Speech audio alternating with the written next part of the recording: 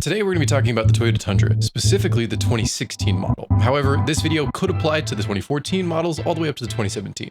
We'll talk about the history, we'll go over some specs, go over the interior, the exterior, and talk about some pricing. Now, before we get into the video, this specific Tundra right here is listed for sale on our website, privateauto.com, the for sale by owner marketplace that gives you transactional tools to buy or sell a car anytime, any place. Now, back to the video.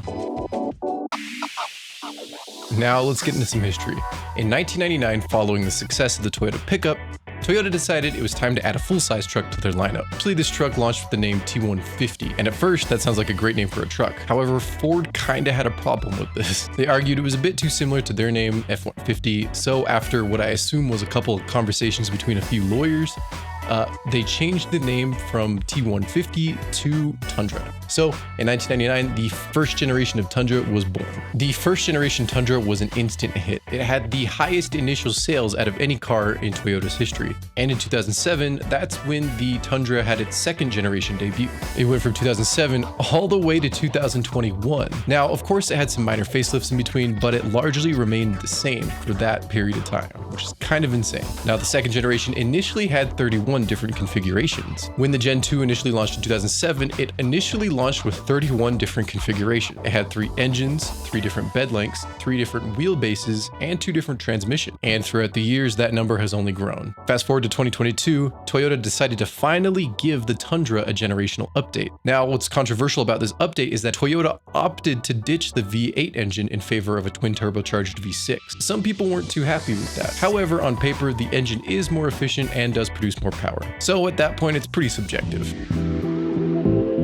Moving on to specifications, the 2016 year had a load of different configurations, which also came with a total of 6 different trims. And each of these trims had a unique combination of the following. You could choose between 3 different bed lengths, short, standard, and long, 2-wheel drive and 4-wheel drive, and 3 different cab sizes, regular cab versus double cab versus crew max cab. So today we're going to be focusing on the platinum trim, crew max cab, 4x4. Now, this particular trim comes with a 5.7 liter V8 that gets you about 381 horsepower and 401 pound-feet of torque. You'll have a max towing capacity from 9,800 pounds to about 10,000 pounds. And with that, you'll be getting a cool 13 miles per gallon city and 17 highway with a massive 38-gallon tank. I mean, that could be worse, but let's be real, you're not buying this thing for its fuel economy. Moving on to the exterior, let's take a look at the front. So you'll get this massive front grille with a little bit of chrome accent. You'll get these nicer daytime running LED lights with a pair of fog lights below. You'll get massive side view mirrors, which also have like blind spot mirrors below them. Now, since this trim comes in the short bed configuration, the total length of the truck is 228 inches. And the inside of the bed is going to be 66.7 inches long with about 50 inches width. And you'll get a max payload capacity of about 1,400 to 1,500 pounds. Moving on to the interior, right off the bat, you'll notice these nice leather seats. The front 2 are heated and ventilated, and the rear both actually fold up, giving you a lot more storage space. And speaking of space, the back cab has quite a bit of space. Now, I've actually been in one of these things, so I'm 6'1", and sometimes if the car isn't super roomy, my legs will kind of like touch the back of the seat. Not with this thing. I had like this much room between my knee and the front of the seat, and I was sitting kind of slouched too. So this thing is pretty dang roomy. Carpet floors with weather mats is standard in every trim. Up front, you'll have a leather trimmed steering wheel, and next to it, you'll have a 7-inch touchscreen, which has USB ports for audio. Now, speaking of audio, this trim comes standard with 12 JBL speakers, an amplifier, and a subwoofer. In the middle, you'll get a massive storage compartment. Like, this thing is big. And you'll also have 3 cup holders in front of it. Now, speaking of cup holders, this truck has a lot of them. So each door, so like the front door, the passenger door, the rear doors, each door has 2 cup holder slots inside the door. And even further, if you pull down the back of the middle seat, you'll have 2 more cup holder slots. So that's like, what, a total of 13 cup holders inside the cab? That's kind of crazy. All right, now let's get into some pricing. So when this truck was released in 2016, MSRP started at about $49K. So nowadays the national average is about $29K. Private party is going to be around $27, $28K. And if you go the dealership route, you're looking more at like $29 to $31K. Always know the fair market value for the car you're looking at. Don't let dealerships take advantage of you. And if you decide the dealership route isn't for you, go the private party sale route. You might actually save a couple dollars.